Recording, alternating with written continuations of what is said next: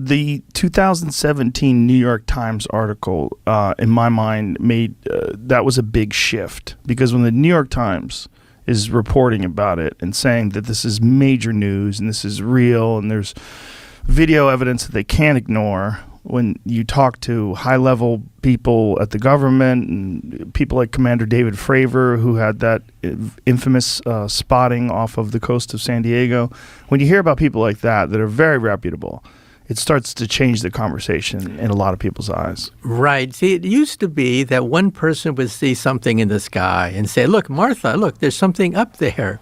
Now things have changed. Now we have multiple sightings by multiple modes. That is the gold standard for looking for these objects. Not just one person, but several people that are reputable. Not just radar, but visual sighting, infrared sensors, telescopic evidence. Now we have multiple sightings by multiple modes. And so the burden of proof has shifted. It used to be the burden of proof was on the people who believed in UFOs. They saw something, prove it. Now the burden of proof has shifted to the Pentagon, to the military. Now they have to prove that these aren't extraterrestrial. And so I think there's been a sea change in the last just several years. 50 years ago, there was a congressional hearing, and it was coming out of Project Blue Book. And there was a lot of laughter and a lot of jokes about little green men in outer space. 50 years ago, that's the way it was. Now, things have changed. Now people are looking at are they a threat militarily? What kinds of sensors do we have? What kind of metrics do we have? We now have, frame by frame, an analysis of these objects. These objects travel between Mach 5 and Mach 20. That's 20 times the speed of sound. These objects can zigzag, and we can measure the G-force inside this object.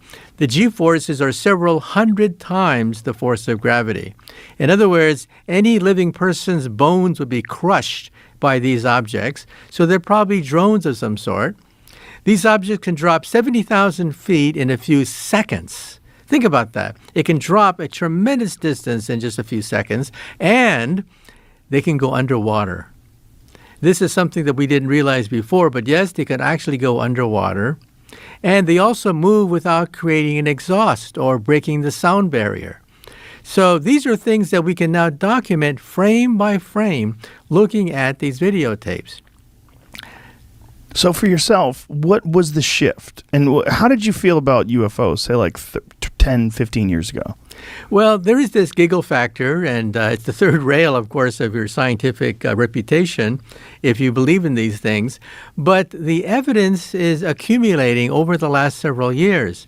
Now, when I was first approached by Carolyn Corey, the producer of this film, A Tear in the Sky, I was skeptical. I said to myself, come on. I mean, 5 days? 5 days you're going to look for flying saucers in the sky? What happens if the aliens are camera shy and they don't show up in 5 days? So I was pleasantly surprised when they actually found something. They actually have photographic evidence of objects that can gyrate just the way the Pentagon has said. And so we now have a sea change. A center of gravity has changed with regards to looking at these objects. We no longer simply look at one individual seeing something in the sky. No, we demand hours of videotape, multiple sightings by multiple modes. That's the gold standard now. So what do you think is happening? Do you think that this is something that maybe another government from another country has created that far surpasses our abilities, or do you think that this is coming from somewhere else? Well, the Pentagon has listed, I think, 5 different options. One option, of course, is that they're weather balloons or something that's an artifact of our space program. Maybe a piece of rocket that is plunging back into the Earth's atmosphere. That's one category. Another category is anomalous weather events. They happen, and they have to be looked at very carefully. But the last option is other. That is not just the Russians or the Chinese, because these objects apparently can gyrate faster than what the Chinese and the Russians can muster, but it opened the door to the possibility of other. They didn't specify what other was, but you can fill in the dots yourself. Now, one possibility for other is hypersonic drones. We see that in warfare now. The Russians in the Battle of Ukraine is actually using hypersonic drones to hit targets inside Ukraine. To be hypersonic, you have to go faster than Mach 5. Anything faster than 5 times the speed of sound is called hypersonic. And so the Russians are now fielding hypersonic drones in warfare. But you see, this is something just in the last few months. These sightings, they go back decades into the past, with objects executing these gyrations decades ago. And that's why you have to take them seriously. So the Commander David Fravor event that we talked about off the Nimitz, that was 2004. Do we have an accurate understanding about military capability in terms of like drones and propulsion systems from 2004? Or are there things that are classified that we are not going to have access to? Like, is it possible that, 18 years ago, they had the capability to have a vehicle or a drone move this way, that just that information has just not been released? Well, 2 years ago, the United States military admitted that it stopped working on these hypersonic drones. Why? They're unstable. They zigzag. And that's why the Russians have put a premium on this technology to evade our Star Wars program. The Russians wanted a rocket that can maneuver and therefore outwit a stationary Star Wars system designed to shoot down these drones. Right. So that's why the Russians have put a priority on this, and they've now fielding in warfare. We actually see them as a military weapon. 2 years ago, the United States military stopped its program. They're too unstable. They were not reliable, and it was not worth the amount of money to put into it because the military was invested in the Star Wars program, not the anti-Star Wars program. But because Vladimir Putin announced the hypersonic drones, then the United States military said, oops, nope, we have to get into the game too. So now the United States is also working on hypersonic drones as well as the Chinese. So the Chinese, the Russians, and the Americans are all working on these things. But you can see how primitive they are. We're talking about objects that defy the known laws of aerodynamics with a technology beyond what we have today. And so that's why people are scratching their heads. Whose are these things if they're not the Chinese, the Russians, or the United States? So one of the main points of contention is the lack of visible propulsion method. Right. There's no essentially there's no heat signature. There's nothing that we understand to be present that normally exists when something is going at a tremendous rate of speed. That's right. Not only that, these objects create no sonic booms. When you exceed the sound barrier, you create a gigantic boom that is then shatters windows and can be heard miles around. These objects can effortlessly break the sound barrier and not create a sonic boom. And they don't create any exhaust. We don't see any exhaust trail from these objects. So either they're an optical illusion of some sort, or they have a set of laws of physics beyond what we can muster. Now, if they are an optical illusion, if an object were to move in front of your eyes, traveling at a very slow velocity, but you don't know how far they are away, you may think that object is very far away from you, traveling at enormous velocities. So a weather balloon drifting in front of your eyes can simulate an object traveling at hypersonic velocities if you think that weather balloon is far away from you.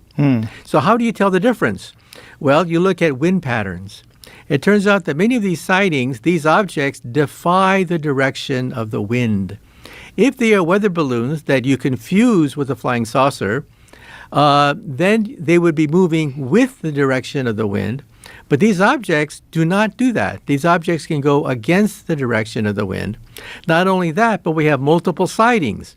If an object is very, very far away, if an object is close to you, but you think it's far away, then it's traveling at an enormous velocity while it's actually just drifting in front of your eyes. How do you tell the difference? By having multiple sensors, radar, infrared sensors, visual sighting. Then you can tell how far this object is away from you, and then you can say that, no, it's an optical illusion. Well, we do that now. We have multiple sightings of these objects. By radar, we know how the velocity, the distance. Each time it comes out to be real.